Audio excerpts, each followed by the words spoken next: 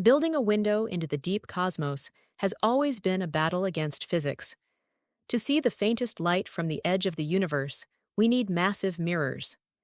But traditional mirrors are made of glass, heavy, fragile, and agonizingly slow to produce. For the James Webb Space Telescope, polishing the mirrors to the required precision took years. Every single atom out of place is a blur in our vision. But what if we didn't have to grind glass at all? What if the most perfect mirror in the universe wasn't solid, but liquid? Enter the liquid mirror telescope. The concept is deceptively simple. Take a container of liquid metal, usually mercury, and spin it. Think of it like stirring a cup of coffee or watching a whirlpool. As the vat rotates, two competing forces go to work. Gravity pulls the liquid down, while the outward fling of the rotation pushes it toward the edges. The result of this tug-of-war is a mathematically perfect shape, a parabola.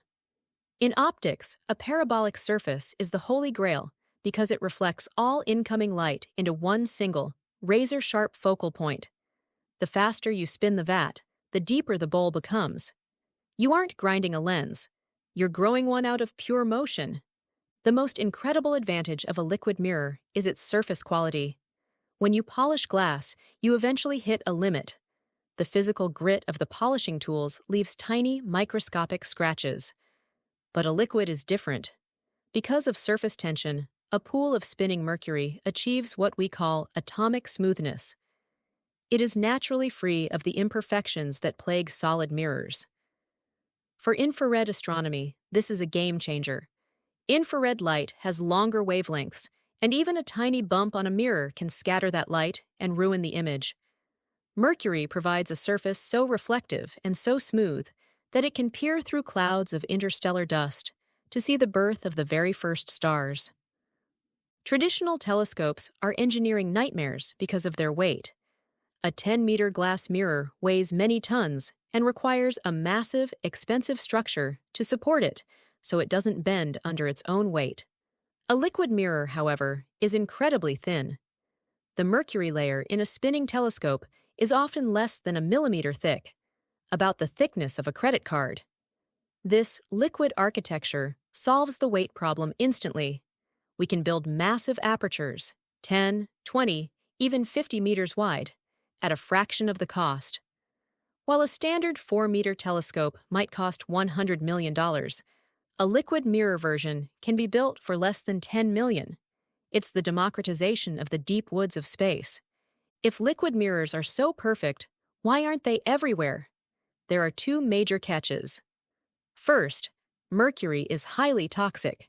Managing a massive pool of heavy metal vapors requires strict environmental controls and protective gear. It isn't exactly user-friendly. Second, gravity is the architect of the shape, which means these telescopes can only point in one direction, straight up. This is known as zenith observing. While a traditional telescope can tilt to track a specific star, a liquid mirror is fixed. However, as the Earth rotates, the telescope naturally sweeps across a massive strip of the sky, allowing us to conduct deep field surveys of the early universe with incredible clarity. The ultimate home for this technology isn't on Earth, it's on the Moon. In the low gravity of the lunar poles, we could build liquid mirrors hundreds of meters wide. Because there is no atmosphere on the Moon to distort the light, these spinning pools of metal would become the most powerful eyes ever created. By peering further back in time than the James Webb ever could, liquid architecture might finally reveal the cosmic dawn, the moment the first stars ignited after the Big Bang. We are moving away from the age of heavy glass and into the era of fluid light. The future of astronomy isn't solid, it's spinning.